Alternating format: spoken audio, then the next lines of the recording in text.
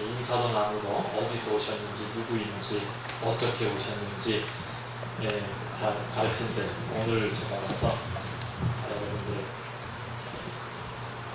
뵙습니다. 반갑습니다. 안녕하세요. 예수원에 오신 여러분 환영합니다. 희년학교에 오신 여러분들 정말 환영합니다. 역시 예수원 밥은 맛있습니다. 제가 조금 먹으려고 했다가 더 먹었습니다. 또 카레에 고기를, 닭고기를 이렇게 해가지고 카레를 만든 걸 아버지가 처음인 것 같습니다. 정말 맛있게 먹었습니다. 주방에서 수고하시는 분들 감사합니다.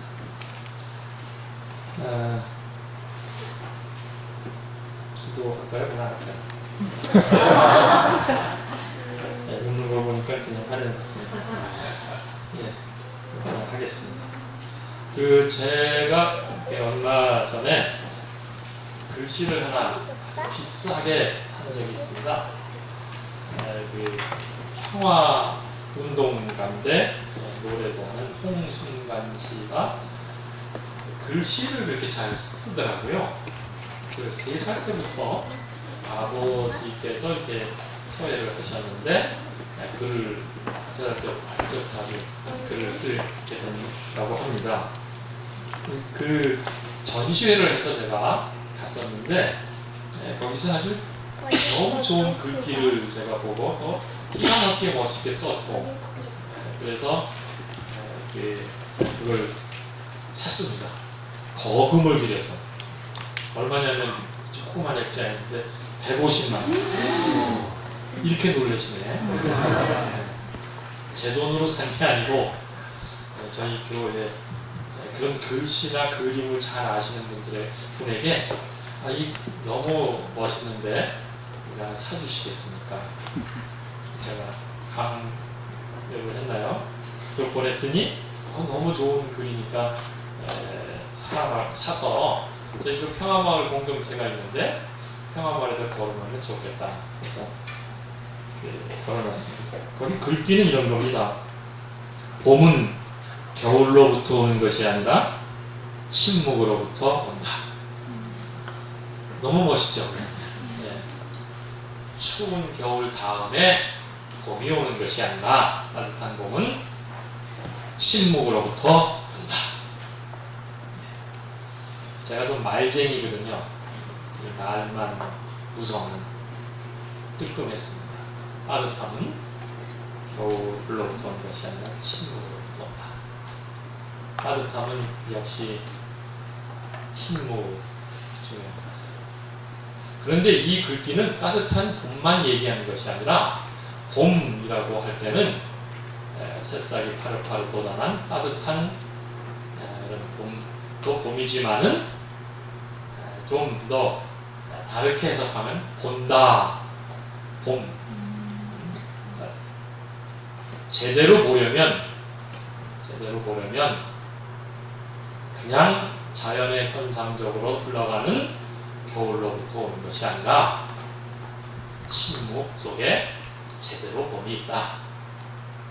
그것이죠. 여러분은 침묵의 동산 예수원에 오셨습니다. 3박 4일 동안 묵상하시면서 특별히 희년학교에 들어오셨는데 희년에 대한 묵상을 많이 하시고 희년의 관점으로 나도 들여다보고 여러분의 삶도 들여다보고 이 땅을 들여다보는 그런 좋은 계기가 되기를 바랍니다. 너무 멋있는 글귀죠? 봄은 겨울로부터 오는 것이 아니라 침묵으로부터 온다. 지금 기도하고 싶은 생각이 나요. 기도합시다. 침묵으로 기도합시다. 제가 오늘 마가복음 주제에 대해서 여러분과 함께 나누려고 합니다.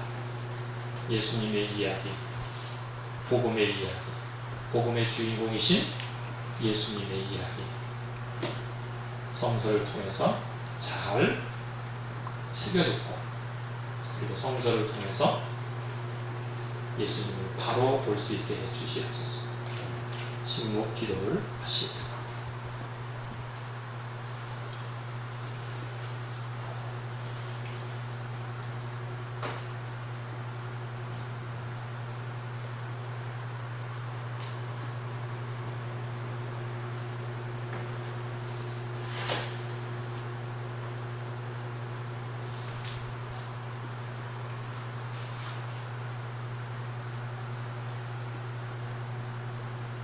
신약의 주인공이신 예수님의 이름으로 기도드립니다. 성경 말씀을 보시겠습니다. 마가복음 8장 27절에서부터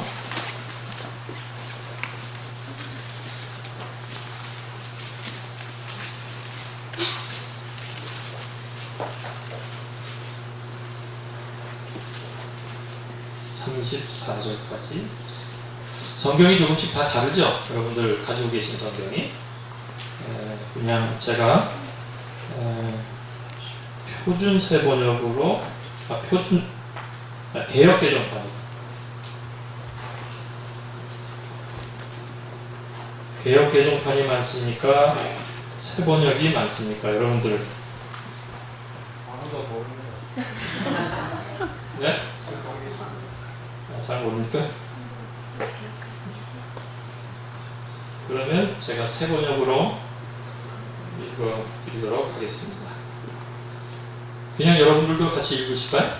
네, 뭐 이렇게 조금 우리가 틀려도 그냥 옆에 있는 분의 읽는 것을 좀 그렇다고 여러분들이 성서를 27절서부터 8장 27절서부터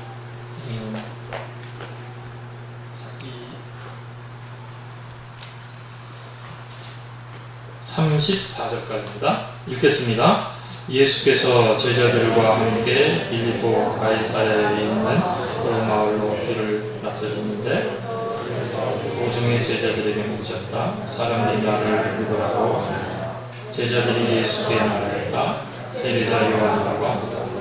엘리야라고 하는 사람들도 있고 또 예언자 가운데 한 분이라고도 하는 사람들도 있습니다. 예수께서 그들에게 묻으셨다. 그러면 너희는 나를 누구라고 하느냐. 베드로가 예수께 대답하였다. 선생님은 그리스도이십니다. 예수께서 그들에게 엄중히 경고하시기를 자기에 관하여 아무에게도 말하지 말라고 하였다. 그리고 예수께서는 인자가 반드시 많은 고난을 받고 장로들과 대제사장들과 율법학자들에게 애처를 받아 죽임을 당하고 나서 사흘 후에 살아나야 한다는 것을 그에게 가르치시기 시작하였다. 예수께서 드러내놓고 이 말씀을 하시니 베드로가 예수를 바짝 잡아당기고 그에게 항의하였다. 그러나 예수께서는 돌아서서 제자들을 보시고 베드로를 꾸짖어 말씀하셨다. 사탄아, 내리로 물러가라. 너는 하나님의 일을 생각하지 않고 사람의 일만 생각하는구나. 그리고 예수께서 제자들과 함께 무리를 불러놓고 그들에게 말씀하셨다. 나를 따라오려고 하는 사람은 자기를 부인하고 자기 십자가를 지고 나를 따라오라. 어렵게 읽으시는 것 같네요. 성경도 없으신 분도 계시네요. 사경회가 뭐냐고 식사 시간에 옆에 있는 자매님이 이 얘기 모르면서 얘기를 했습니다. 여기 우리 오늘 사경회인데 사경회는 성경을 자세히 살핀다. 예전에는 그 한국의 초대교회는요 거의 그 집회를 하면 사경회를 했습니다. 부흥회가 아니고 사경회를 했습니다. 성경 공부를 열심히 했죠. 그래서 막 이 그 식량을 지고 이고 와가지고 일주일씩 또 이 기록에 보면 한 달씩 성경을 뭐 엄청 공부했습니다. 그런데 얼마 정도 지나가다가 한국 교회가 사경회는 이제 감춰지고 부흥회가 주를 이루게 됐어요. 성장놀이입니다. 그래서 아주 마음을 뜨겁게 하고 교회를 도움시키고 사람을 많이 모이게 하고 하는 것에 관심을 갖다 보니 부흥회라는 이름으로 해서 성경을 자세히 공부하는 이것이 좀 뒤로 밀리는 그런 현상을 갖게 됐습니다. 신약학교에서 사경연합이 여기 이렇게 했는데 그 뜻이겠죠? 네. 그래서 제가 마가복음에 대해서 두 번에 걸쳐서 이 마가복음의 이 깊은 그 세계를 어떻게 다 들여다볼 수 있겠습니까? 한번 핵심만 여러분들이 공부를 하시면 공부, 개인 교습을 아주 확실하게 하시는 거니까 요점 정리하시는 거니까 그 관점으로 여러분들이 마가복음을 다시 읽으시면 좋을 것 같습니다. 복음서 하면 마태복음, 마가복음, 누가복음이 복음서이고요. 공관복음, 그리고 사복음 하면 요한복음까지 되어 있습니다. 그런데 이제 학자들마다 대부분 주류 학자들, 대부분의 학자들, 95%의 학자들은 이 사복음서, 특히 공관복음서의 가장 중심되는 복음서가 마가복음이다, 이렇게 이야기를 합니다. 그래서 복음서를 잘 이해하시려면, 마가복음을 잘 이해하시면 이 마태나 누가, 요한복음까지도 여러분들이 잘 이해하실 수 있는 눈이 열리게 됩니다. 마가복음은 16장까지 되어 있는데 간결하면서도 아주 군더더기를 싹 빼고 핵심 있게 예수님의 이야기를 담아놓고 있습니다. 제가 지난 1년간 우리 그 교회 식구들과 함께 마가복음을 차근차근 강의하고 가르치면서 저에게도 참 많은 은혜와 도전을 갖게 되었고, 마가복음을 새롭게 보는 기회를 갖게 됐습니다. 마가복음 1장 1절을 펴보실까요?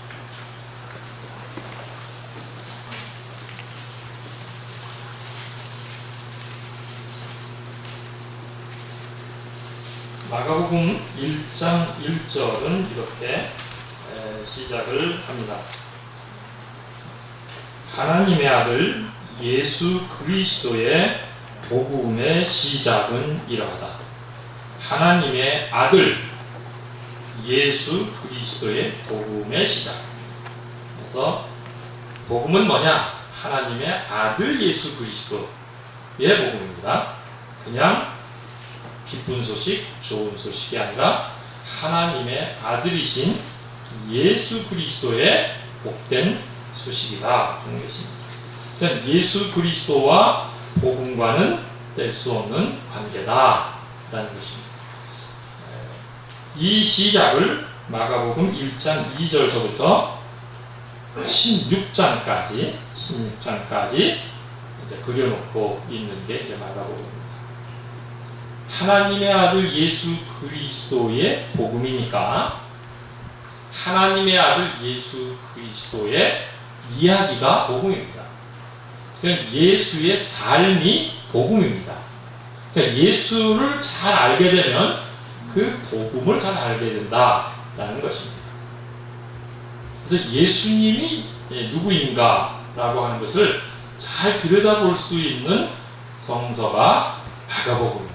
그러니까 예수의 이야기를 아주 군더더기 없이 간결하면서도 핵심적으로 그려놓은 게 마가복음이다라는 것입니다.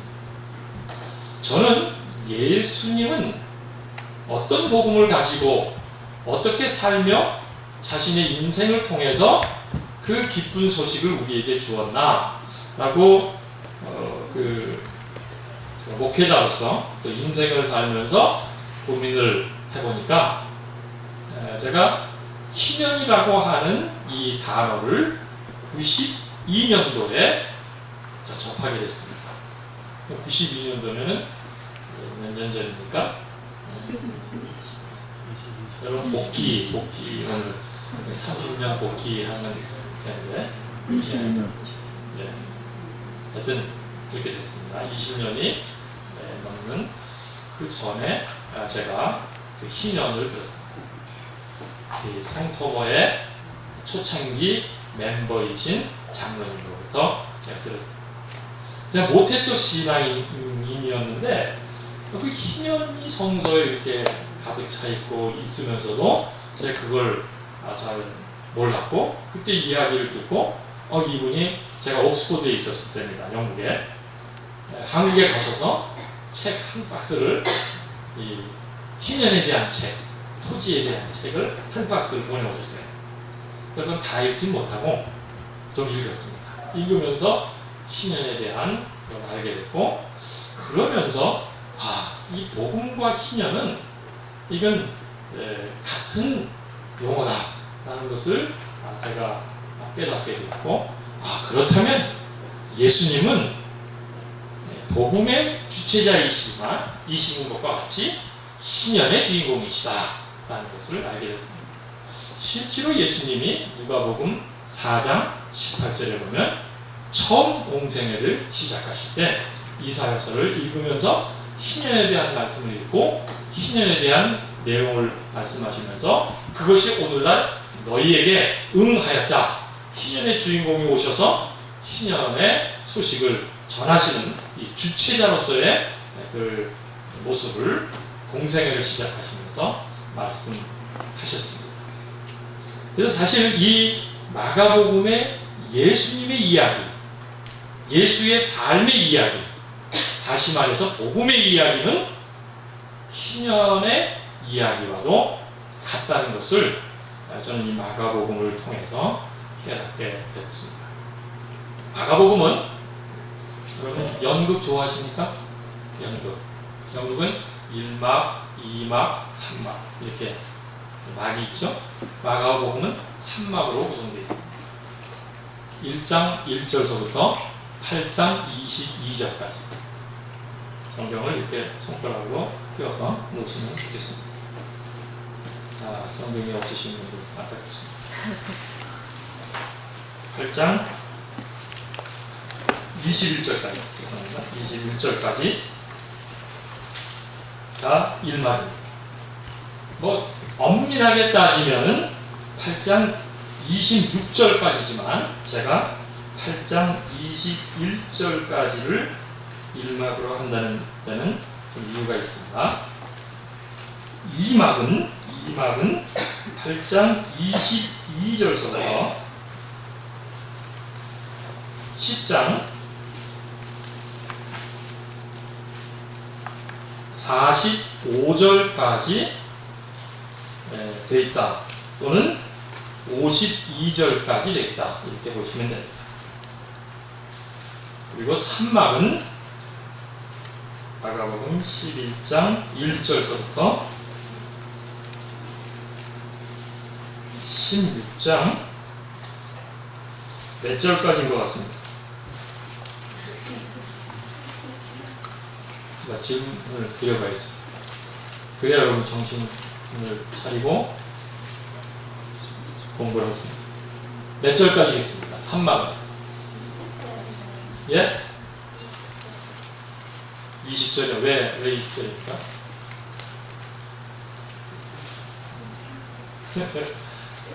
3막까지 있다고 했으니까 3막까지 있다고 했으니까 1막, 2막, 3막이면 16장 20절이 끝이니까 20절까지겠죠. 네. 그런데 땡입니다. 등등등이 아니고 3막은 누가 8절까지 알고 있었습니까? 8절까지 알고 있습니까? 여기 잠깐 이름표 좀 주십시오. 김요엘. 네. 신학 공부했습니까? 아니요. 영어 선교 NIV 보면은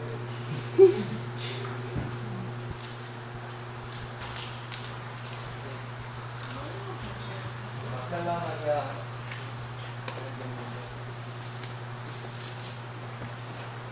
어떤 부분들을 먹다고 딸을 네. 8절까지입니다. 네. 제가 그럼 8절까지 내일 제가 말씀드리겠습니다. 충격적인 내용입니다. 마가복음은 16장 8절까지다. 이상한 이야기 하는 거 아니냐? 요즘에 구원파가 세더니 네. 이렇게 3막으로 구성되어 있습니다. 뭐 20절까지라고 여러분들이 우겨면 뭐 그렇게 합시다.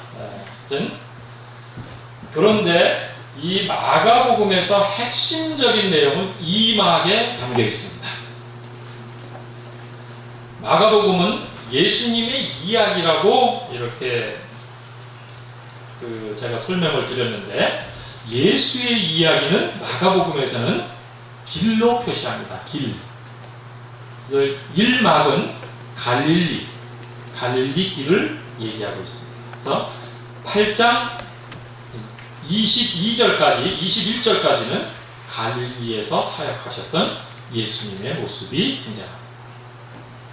그리고 11장 3막은 예루살렘에서 예수님이 사역하십니다. 그리고 마가복음의 핵심적인 내용 2막 8장 22절서부터 10장 52절까지에 있는 것은 예수님의 여행길입니다. 어디에서부터 어디? 가이사랴에서부터 예루살렘. 약 200km 떨어진, 약 200km입니다.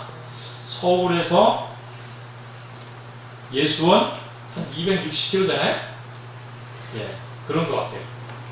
그 정도 거리를 생각하시면 됩니다. 요거보다 좀 더 가깝겠죠? 그 거리를 예수님께서 여행하시면서 기록해 있었던 이야기가 2막에 담겨 있습니다. 이 2막이 매우 중요합니다. 2막은 몇 장 몇 절서부터요? 8장 22절서부터 10장 52절까지. 자, 그럼 8장 22절을 열어보시겠습니다.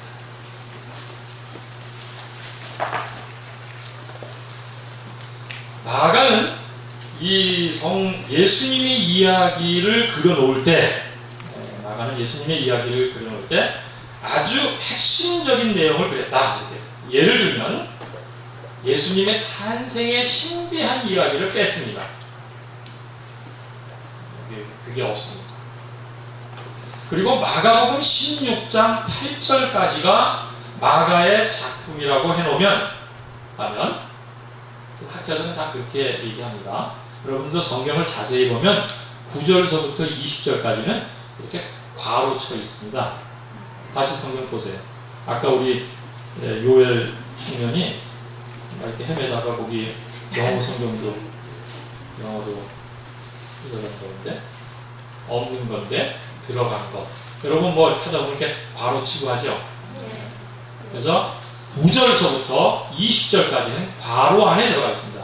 성경 거의 다 그럴걸요? 그렇죠? 확인해 보세요. 그동안 확인 안 하셨겠지만 확인해 보시는 게 좋습니다.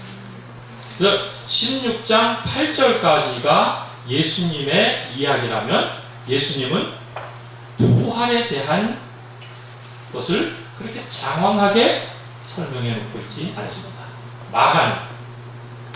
마태는 예수님의 족보로부터 해서, 탄생으로부터 해서, 그리고 예수님의 부활 이야기도 상당히 그려놓으면서 글을 냈습니다. 누가는 또 예수님의 족보를 아담, 거꾸로 이렇게 올라가서 아담까지 가지 않습니까? 이렇게 아주 족보를 장황하게 하고 예수님의 탄생의 이야기를 더 신비스럽게 세례 요한의 그 출생과 더불어서 예수님의 탄생의 이야기를 그려놓습니다. 그런 걸 읽는 독자들에게는 예수님에 대한 것을 어디에 압도를 당하냐면, 야, 예수님은 우리와 좀 달라. 예수님은 특별한 분이야. 동정녀 마리아에게 태어나셨고 성령으로 잉태되었고 불가능한 곳에서 태어나신 분이야 라고 하는 것에 압도당해서 예수님의 삶, 인간으로 이 땅에 오셔서 여러분과 저와 똑같은 지정의, 아파하고 슬퍼하고 배고파하고 힘들어하고 피곤해하고 라고 하는 우리 인간으로서의 삶을 사신 예수님에 대해서 깊이 집중하지 못할 우려도 있을 만치 마태나 누가는 예수님을 너무 신격화해놓지 않았는가. 마가복음을 중심으로 해서 예수님을 볼 때 그렇게 느낄 수 있습니다. 마가복음은 예수님의 출생의 이야기를 단번에 없애버립니다.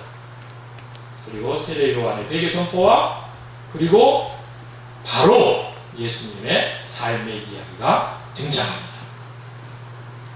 그리고 마가복음에 유독 인자라는 말이 많이 나옵니다. 인자. 하나님의 아들이라고 하기보다는 인자라는 말을 즐겨 사용하시고 자기를 그렇게 불러주기를 바랬고 자신도 그렇게 표시하십니다. 그러니까 마가복음을 읽을 때는 물론 예수님은 하나님의 아들이십니다. 우리의 신앙 고백으로 예수님의 정체성을 볼 때, 그러나 좀 더 우리가 이 복음이 예수님의 이야기다 라는 것에 집중한다면 예수님을 사람의 아들, 우리와 같은 인간의 모습으로 이 땅에 오셔서 살아내신 그 예수님에게 집중한다면 여러분들은 그 예수님의 삶의 이야기를 통해서 복음을 만날 수 있습니다. 그 예수님의 삶의 이야기를 통해서 희년의 주인공이신 희년의 길을 가신 예수님을 발견할 수 있다는 것입니다. 그 핵심적인 내용이 2막에 담겨져 있습니다. 2막. 그런데 그 핵심적인 내용을 마가는 담을 때 이상한 기법으로 담습니다. 샌드위치 맛있죠? 어디서 샌드위치를 사면 맛있습니까? 제가 스타벅스에서 샌드위치 사 먹어보니까요 정말 맛있더라고요. 스타벅스가 요즘에 그 젊은이들에게 부를 상징하는 신분을 표시하는 그 만남의 장소라며, 이건 제가 제 아들한테 들었습니다. 스타벅스를 왜 가냐? 그 커피가 쓰고 커피 맛을 제대로 내지 못하는 스타벅스 왜 가느냐? 그랬더니 거기 가야 그래도 이 클래스가 다르다. 그래서 제가 스타벅스를 아주 싫어합니다. 저는 그런 그 환경과 그런 커피를 마시면서 자신의 이 클래스를 정하는 이걸 싫어하는데, 제가 어제 제가 스타벅스를 갔습니다. 우리 동네 스타벅스가 생겨서 스타벅스를 갔는데, 스타벅스는 좋더군요. 다른 커피숍하고 좀 분위기도 다르고요, 의자도 다르고요. 의자에 앉으면 이 그 전기 이게 꽂는 거, 이게 아주 그 책상마다 다 있더군요. 그래서 뭐 쉽게 그거에서 할 수 있게끔 얼마나 편리하고 좋은지 제가 거기서 4시간 반을 앉았어요. 4,100원짜리 아메리카노를 시켜서 먹고, 좀 미안해서 나중에 거기 있는 샌드위치를 사서 먹으면서 작업도 하고. 요즘에 제가 커피숍에서 설교 준비를 합니다. 목상이 제대로 되는지 여러분 의심스럽겠지만, 이 소란 속에 집중, 그거 대단하죠. 저는 여러분 젊은이들의 이 커피숍에서 이게 리포트 쓰고 막 책 읽고 하는 거 조금은 이해하겠습니다. 이런 장황한 이야기는 차지하고 샌드위치. 이 마가복음의 2막의 매우 중요한 내용을 마가는 그리면서, 마가 공동체는 우리에게 마가복음, 마가가 이야기하는 예수님의 이야기, 그 복음의 내용을 샌드위치 기법으로 쓰고 있습니다. 제 아내가 샌드위치를 아주 잘한다. 인수표 샌드위치. 진짜 잘한다. 제 아내가 샌드위치 만든 거 먹어보신 분이, 드셔보신 분이 여기 있으실 것 같은데 없습니까? 한번 기회를 제공했으면 좋겠는데 허락은 맡겨야겠죠? 제 아내한테. 자, 샌드위치 기법은 빵이 양쪽에 있습니다. 그리고 내용물이 안에 있죠. 그렇죠? 샌드위치는 빵도 맛있지만 이 안의 내용물에 의해서 이 샌드위치의 가격과 퀄리티가 결정이 됩니다. 마가복음의 핵심 내용 2막 양쪽으로 둘러싸여 빵이 뭘까요? 8장 22절. 보십시오. 22절서부터 26절까지 읽겠습니다. 제가 제 성경으로 읽는 게 낫겠습니다.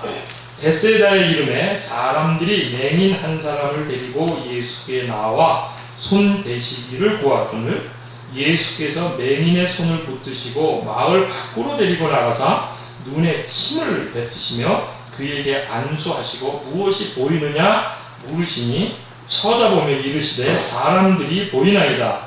나무 같은 것들이 걸어가는 것을 보나이다 하거늘 이에 그 눈에 다시 안수하시매 그가 주목하여 보더니 나아서 모든 것을 밝히 보는지라. 예수께서 그 사람을 집으로 보내시며 이르시되 마을에는 들어가지 말라 하시니라. 이게 무슨 내용입니까? 소경을 치유하는 내용입니다.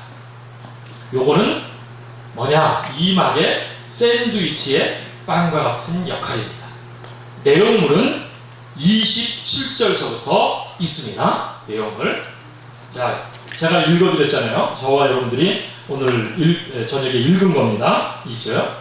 뭐냐면 사람들이 나를 누구라고 하느냐? 너희는 나를 누구라고 하느냐? 예수, 베드로가 주는 그리스도십니다. 아주 간단하게 대답합니다. 마태복음은 주는 살아계신 하나님의 아들이요. 이렇게 장황하게 설명하고 예수님의 칭찬도 장황합니다. 그런데 주는 그리스도십니다. 간단하게. 예수가 누구인가를 묻기 전에 소경 치유의 사건이 등장합니다. 이 마지막이 10장 52절이라고 그랬습니다. 10장 52절 전서부터 46절서부터 52절까지의 내용을 제가 읽어드리겠습니다. 그들이 여리고에 이르렀더니 예수께서 제자들과 허다한 무리와 함께 여리고에서 나가실 때에, 이건 예루살렘을 이제 통과하실 겁니다. 디메오의 아들인 맹인 거지 바디메오가 길가에 앉았다가 나사렛 예수란 말을 듣고 소리질러 이르되 다윗의 자손 예수여 나를 불쌍히 여기소서 하거늘 많은 사람이 부짖어 잠잠하라 하되 그가 더욱 크게 소리질러 이르되 다윗의 자손이여 나를 불쌍히 여기소서 하는지라. 예수께서 머물러 서서 그를 부르라 하시니 그들이 그 맹인을 부르며 이르되 안심하고 일어나라. 그가 너를 부르신 다음에 맹인이 겉옷을 내어버리고 뛰어 일어나 예수께 나아오거늘 예수께서 말씀하여 이르시되 네가 무엇을 하여 주기를 원하느냐. 맹인이 이르되 선생님이여 보기를 원하나이다. 예수께서 이르되 가라 내 믿음이 너를 구원하였느니라 하시니 그가 곧 보게 되어 예수를 길에서 따르니라. 어떤 사건이요? 소경의 치유의 사건이 등장합니다. 마가복음의 핵심 내용을 마무리하면서 소경 바디메오의 치유의 사건을, 우리도 샌드위치로 얘기하면 요 양 샌드위치 기법에는 소경의 치유의 사건이 등장합니다. 그리고 예수님의 핵심, 마가복음의 핵심의 내용인 그 내용이 담겨져 있습니다. 그 맛있는, 그 퀄리티 높은 햄, 투나, 참치 그런 것들이 담겨요. 마가복음의 핵심적인 내용을. 자, 오늘 저녁에 저와 여러분이 집중할 것은 왜 예수님은 자신의 신분을 드러내기 전에 소경 치유의 사건을 하셨는가? 물론 예수님께서 그런 시차를 두고 하시지는 않았을 거라 저는 생각합니다. 마가복음에 있는 내용이 예수님이 3년 반 동안 공생애를 겪으시면서 시차별로 계속해서 있는 것을 그대로 따라서 그렸다고 저는 생각지 않습니다. 여러분 그렇게 생각하십니까? 그렇지 않을 것 같습니다. 예수님의 그 이야기를 무성이 많은 이야기, 특별히 마가는 베드로로부터 들었던 그 예수님의 생생한 이야기를 어떻게 하면 독자들에게, 복음을 사모하는 사람들에게, 아니 복음이 필요한 인생들에게 예수의 삶의 이야기를 가장 잘 전달해 줄 수 있을까? 라고 하는 생각을 갖고 편집을 하지 않았겠습니까? 여러분들도 그런 부모님의 이야기나 영웅의 이야기 이런 것들을 할 때 여러분들이 어느 정도 여러분들 편집도 하고 중요한 강조점을 섞을 것입니다. 마가는 그 예수님의 가장 중요한 복음의 이야기의 내용을 그리면서 양옆에 소경의 치유의 사건을 그려놓고 있다는 것입니다.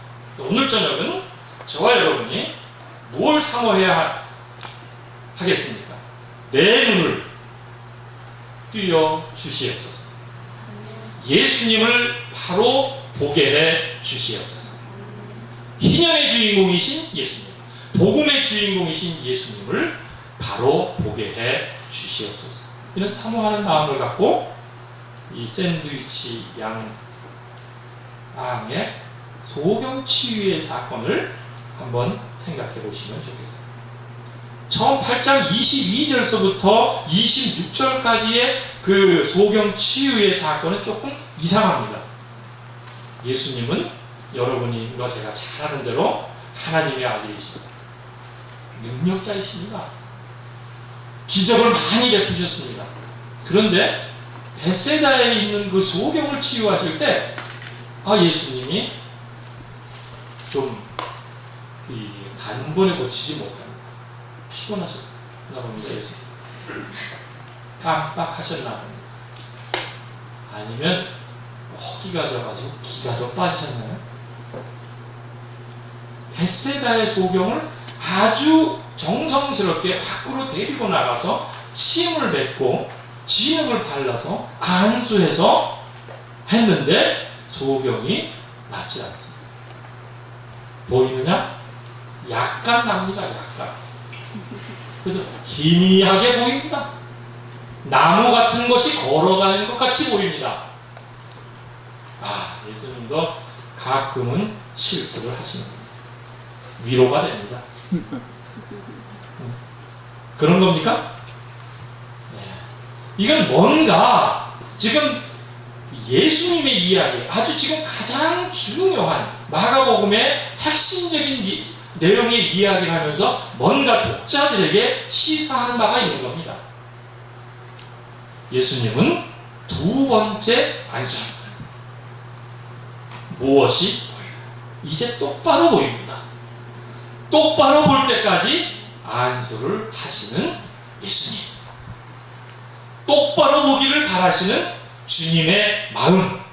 아니, 마가복음을 지금 쓰면서 복음의 주인공이신 예수님의 이야기를 쓰면서 독자들이 어떻게 해서든지 눈을 똑바로 뜨고 희미하게 보는 거 말고, 대강 보는 거 말고, 어렴풋이 보는 거 말고 확실하게 똑바로 보기를 간절히 바라는 마가의 뜨거운 마음을 이해할 수 있습니다.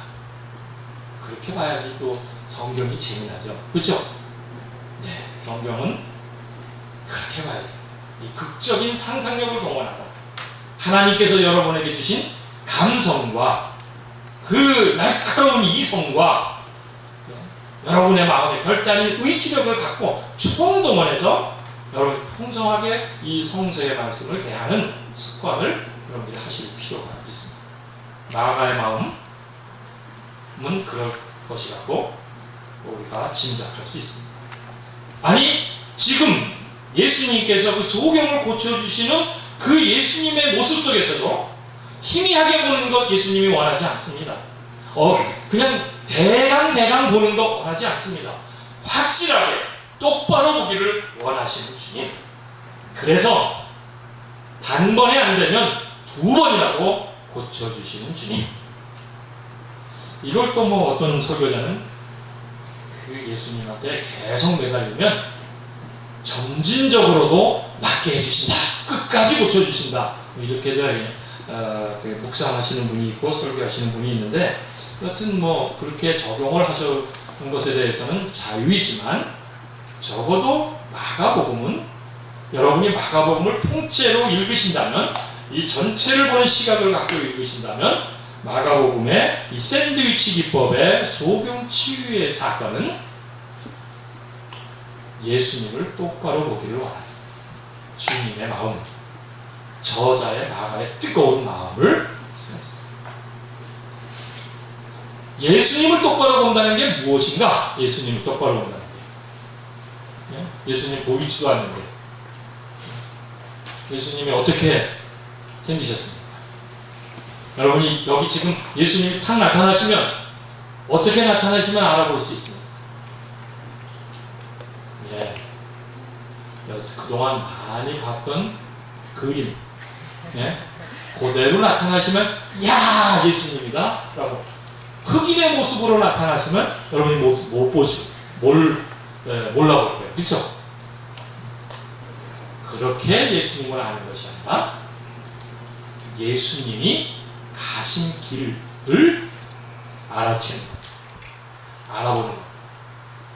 아니, 예수님의 가신 길을 따라가겠다고 나서는 겁니다. 그게 눈뜬 사람의 모습입니다. 눈뜬 사람의 모습. 샌드위치 기법에 약간 다른 것이 있는데, 소경을 2번씩 치유하셨던 베세다의 소경과 여리고에서 만난 바디마의 소경의 치유의 사건은 마지막이 조금 다릅니다. 예수님이 자신을 다 설명하고, 특별히 예수님의 가시는 길을 이 마가복음 2막에서의 핵심적으로 설명하고, 마지막 치유의 사건을 바디메오를 고쳐주시면서 바디메오는 눈을 뜨게 되었습니다. 눈을 뜨게 되니까 어떻게 됩니까? 10장 52절 찾아서 읽어보세요.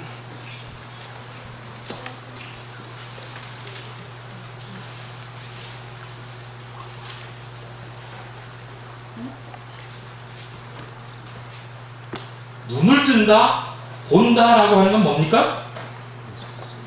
읽으셨나요? 한 사람이 큰 소리로 읽어주시면 52절. 읽기 싫으세요?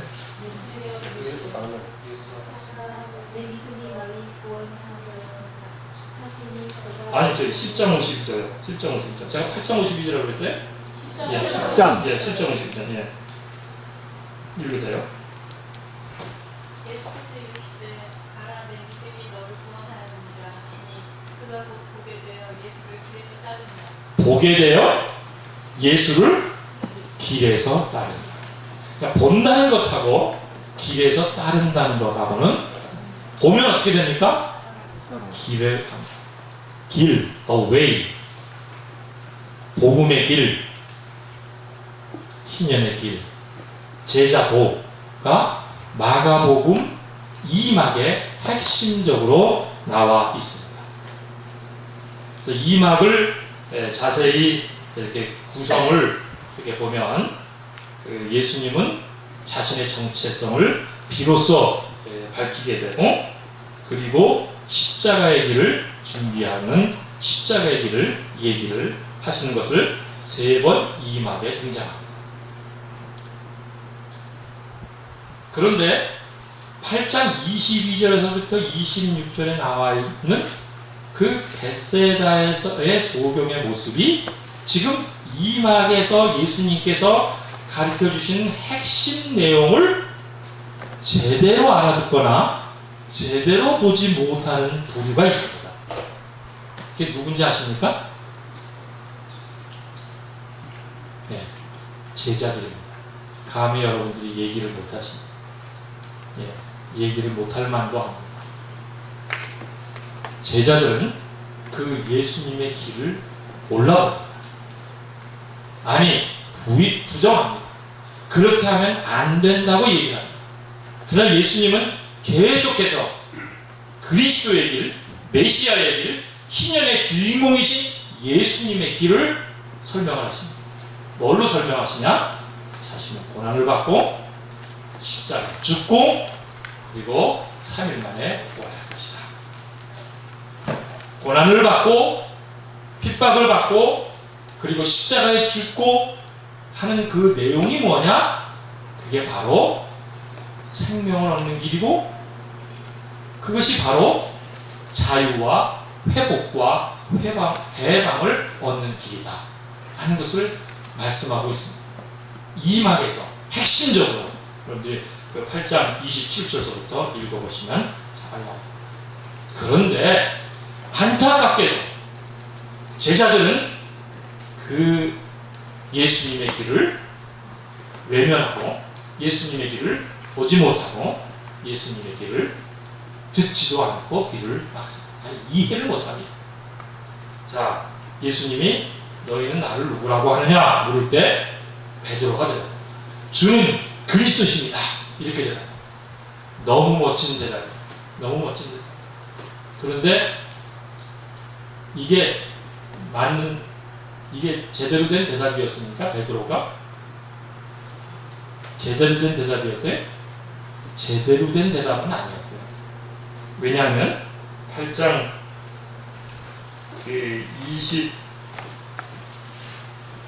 30절부터 보면 29절부터 제가 읽겠습니다. 물으시되 너희는 나를 누구라 하느냐? 베드로가 대답하여 이르되 주는 그리스도시니이다 하며 이에 자기의 일을 아무에게도 말하지 말라 경고하시니 인자가 설명합니다. 그리스도의 길, 그리스도십니다 하니까 예수님이 인자가 많은 고난을 받고 장로들과 대제사장들과 서기관들에게 버림받아 죽임을 당하고 사흘 만에 살아나야 할 것을 비로소 그들에게 가르치시되 비로소 그리스도의 길을 가르쳐 주시는 겁니다. 그랬더니 드러내놓고 이 말씀을 했다는 겁니다. 그리스도의 길을. 그랬더니 베드로가 예수를 붙들고 항변하며 예수께서 돌이키사 제자들을 보시며 베드로를 꾸짖어 이르시되 사탄아 내 뒤로 물러가라. 네가 하나님의 일을 생각지 아니하고 도리어 사람의 일을 생각하는도다. 그러니까 베드로가 주는 그리스도시오라고 하는 그 말 자체가 사실은 딴 생각하고 얘기한 겁니다. 딴 생각. 예수님이 생각하는 그리스도와 베드로가 생각하는 그리스도는 전혀 달라요. 예수님이 생각하는 그리스도의 길은 그래, 인자가 고난을 받고 죽임을 당하고 사흘 만에 살아날 것이다. 그러나 베드로의 그리스도의 길은 그게 아니었어요. 그러니까 항변했다고 했어요. 저항입니다. 저항. 다른 성서에 보면 끌어내렸다. 끌어내렸다. 그 길을 가로막았다. 아주 그것도 강하게 가로막았다. 그리스도의 길을 가로막고 있습니다. 사실 그 당시 이제 유태의 메시아 사상은요, 주님이 메시아로 오셔서 가시는 길하고는 전혀 달랐습니다. 그 당시 메시아 사상은 승리, 영광, 로마를 쳐부수고 이스라엘, 그 우월주의에 빠져있는 이스라엘 나라를 회복하는 것이었어요. 자신들의 자존심을 살려내고 그런 메시아 방이었어요. 왕권을 가지고 세계를 정복하는. 마치 로마가 세계를 정복했지만 이제 이스라엘에서 나타나는 그 메시아가 로마를 이기고 정복할 그 그리스도, 그 메시아를 생각했습니다. 이들도 그 마가복음 1장 1절에 나타난 하나님의 아들 예수 그리스도의 복음, 기쁜 소식을 들으면서 야 신났어요. 그래서 제자들이 그 예수님 주변으로 모였습니다. 근데 그 복음은 전혀 딴 생각하고 모여드는 복음이에요. 마치 우리 한국의 많은 그리스도인들이 예수를 믿는다, 예수의 복음을 믿는다 라고 하지만 딴 생각하는 거지. 아니 오늘 마가가 지금 베세다에서 고쳐주는 그 소경을 보면서 소경이 한번 예수님에게 친절의 안수를 받았지만은 희미하게 대강 어렴풋이 나무 같은 것이 걸어다니는 것처럼 보여. 그건 아닌데. 아니 그렇게 되면 오히려 큰 낭패를 볼 수가 있어요. 그런 사람이 더 문제일 수가 있어요. 베드로같이 입만 살아서 주님은 그리스도십니다 라고 얘기하지만 그래 맞다. 인자는 고난을 받고 십자가에 죽고 부활할 것이다. 이 정작 그리스도의 길은 가로막는 그런 베드로의 모습은 반쪽은 알아들었을지 모르지만 제대로 알아듣지 못하는 가운데서 오히려 사탄의 일을 하게 됩니다. 너무 충격적이지. 예수님은 이 돌직구시야. 예수님은 그냥 이 눈치만 보시는 거예요. 그 사랑하는 제자, 특별히 마가복음은 돌직구예요. 칭찬 한마디 없어요. 마태복음은 뭐 칭찬을 하고 그래 잘했다 그래서 너 위에 내가 열쇠를 천국의 열쇠를 주고 막 나중에 또 배반을 해서 예수님께 꾸중을 들을 만큼 그런 건 약간 이렇게 좀 각색을 많이 하지 않았을까. 그건 잘 모르겠어요. 하여튼 마가복음만 집중해 본다면 아주 심플해요. 베드로는 제대로 보는 게 아니에요. 베드로는 그리스도의 길을 제대로 받아들이는 게 아니에요. 제대로 보는 게 아니에요. 본다라는 게 뭡니까? 그럼 뭘로 봅니까? 네? 시각? 가끔은 청각으로도 봅니다. 된장찌개의 냄새가 딱 나면 이야 된장찌개다. 후각구, 청각으로 소리로도 봅니다. 그런데 이 지금 마가복음의 샌드위치 기법에 소경을 넣었을 때는 이 소경의 눈뜸 이거는 의식세계를 얘기합니다. 세계관을 얘기합니다. 인생 방향 전환을 얘기합니다. 사람이 제대로 보려면 뇌로 보는 것입니다. 뇌. 네. 의학적으로도요, 사실 의학적으로도 시각을 통해서 정보를 뇌 속에 입력해서 정말 이 예수원의 이 동산에 오신 우리 희년학교에 오신 분은 정말 아름답다. 뇌보다도 더 중요한 것은 마음이 이거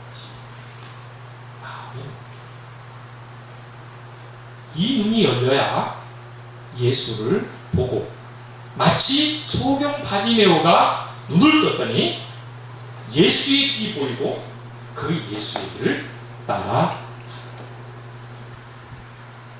마가복음은 제자들이 예수의 길을 따라가지 않았습니다. 마가복음 16장 8절까지 보더라도 누구도 예수 주변에 가까이 있었던 사람들이 예수의 길을 따라가지 못했습니다. 아니, 예수를 배반했습니다. 예수를 저주했습니다. 예수를 두고 다 흩어졌습니다. 예수와 멀리 있었던 사람들이 오히려 따라갔고, 그리고 사형 언도를 내렸던 사내들인 공회 의원 중에 한 사람이 예수를 친절히 자신의 무덤 가운데 묻었던 기록이 마가복음에 등장합니다. 대리 주제넘게 따라다녔던 제자들, 가까이 있었던 사람들, 내일 여러분들에게 소개해드리겠지만 충격적이게도 사랑한다고 하는 사람들마저도 예수를 제대로 보지 못했습니다. 예수의 길을 제대로 보지 못했습니다. 우리는 희년을 배우러 왔습니다. 희년의 주인공이신 예수님을 배우는 것이고, 성서에 온통 쌓여있듯 정의로우신 하나님, 긍휼의 하나님, 노래 가운데 있었던 히브리 민족을 건져내서 그 희년의 하나님의 모습을 보여주시고, 그 희년의 소식을 들은 사람들은 희년의 삶을 살도록 해주시는 그 멋진 하나님, 그것이 예수 그리스도를 통해서 온 인생들이 회복과 자유와 해방의 소식을 듣고 우리가 회복되고 우리가 자유를 얻고 해방되는 길을 걸어가게끔 해주신 그 멋진 희년의 주인공이신 그 예수님, 그 예수님을 제대로 바로 본다는 것은 정말 마가복음을 통해서는 우리에게 충격으로 다가오지 않을 수 없습니다. 여러분들께서 3박 4일 동안 오늘날까지 희년에 대해서 공부를 하셨습니다. 희년은 탐욕 많은 우리들, 탐욕으로 가득 찬 이 세상, 희년의 명령을 따라서 사는 것이 그렇게 쉬운 길은 아닌 것 같습니다. 저와 여러분이 너무 찌들려 있는 것 같아요. 너무 우리 이 잘못된 경제 구조에, 우리의 탐욕을 마냥 부추기는 이 세속적 이 가치관에 너무 찌들려 있다 보니까 희년의 주인공이신 예수님 입으로는 부르고 우리에게 회복과 자유와 해방을 선포하신 그 복음을 우리는 말하고 있지만 실제로 그 길은 우리가 가로막고 있지는 않을까. 마가복음을 통해서 이렇게 생각하며 충격을 받게 됩니다. 세월호, 탐욕 때문에 일어난 세월호. 우리는 세월호 이전으로 돌아갈 수 없습니다. 세월호 이전으로 돌아간다는 것은 너무나도 어리석은 일. 세월호 이후 해답은 희년에 있습니다. 인간의 탐욕을 잘 아시는 하나님께서 50년마다 한 번씩 원래 회복대로 돌이키시는 이 놀라운 정의로운 법, 이걸 우리 삶에 잘 적용한다면 희년으로 꽉 찬 하나님의 나라는 우리들에게 마침내 도래할 것입니다. 그러려면 희년의 주인공이신 예수님의 길을 제대로 봐야 합니다. 예수님의 가신 길을 여러분과 제가 그대로 보고 그 길을 따라갈 수 있어야 하는 것입니다. 예수님은 그 이막에서 아주 자세하게 구체적으로 제자들에게 가르쳐주고 있습니다. 자기 십자가를 지고 다닌다. 너를 부인하여 생명을 얻고자 하느냐? 잃어버려라. 첫째가 되고자 하는 자는 말째가 될 것이고 나를 섬기는 자는 섬김을 받을 것이다. 이러한 그 주님의 길을 잘 따라가면 저와 여러분은 희년 명령을 지킬 수 있습니다. 희년 명령을 살아낼 수 있습니다. 주님의 길을 똑바로 보고 그 주님의 길을 걸어가게 되면 희년을 여러분의 삶 속에서, 이 세상 속에서, 우리 한국 사회 속에서 세월호와 같은 끔찍한 사건이 일어난 이 땅에서 희년 사회로 만들어낼 수 있다는 것입니다. 여러분과 제가 3박 4일 동안 그 예수의 길, 희년의 주인공이 걸어가신 그 길, 그리스도의 길을 제대로 본다면, 그리고 그 길을 따라간다면 여러분은 희년의 주인공이시고 마침내 이 땅은 공의와 공평이 흐르는 정말 희년의 나라를 경험하면서 완전히 도래할 하나님의 나라, 희년 영역이 꽉 찬 하나님의 나라를 여러분들이 만나실 수 있을 것입니다. 바디메오를 고치셨던 주님, 그 바디메오가 치유받고 예수님의 길을 따랐던 이 놀라운 사건, 3박 4일 동안 여러분들에게 일어나길 소원합니다. 벳세다의 소경을 치유하시고 대강문tum으로 만족하지 않으셨던 주님, 그리스도의 길을 똑바로 보고 그 길을 걸어가기를 원하시는 간절한 주님의 마음을 여러분이 받아들이시고 그 주님의 길을 따라 복된 여러분들이 되시기를 주님의 소원합니다. 기도하시겠습니다.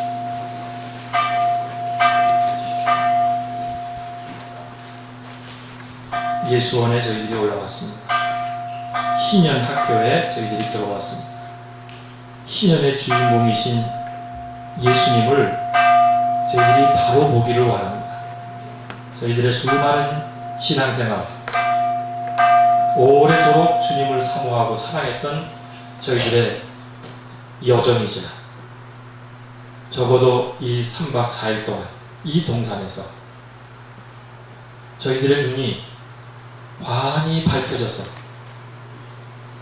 희년의 길을 스스로 걸어가셨던 그 주님을 바로 볼 수 있게 해 주시옵소서. 그래서 눈이 띄어져서 그 길을 우리도 걸어갈 수 있게 해 주시옵소서. 바디메오와 같은 역사가 저희들에게 일어날 수 있게 해 주시옵소서. 우리 탐욕과 이 세상 가치관에 찌들어 있는 저희들이 주님께서 말씀하셨던, 주님께서 걸어가셨던 그 말씀을 믿고 그 길을 따라 걷는 우리 희년학교에 입학한 모든 우리 주님의 자녀들이 될 수 있도록 축복해 주시옵소서. 예수님의 이름으로 기도드립니다.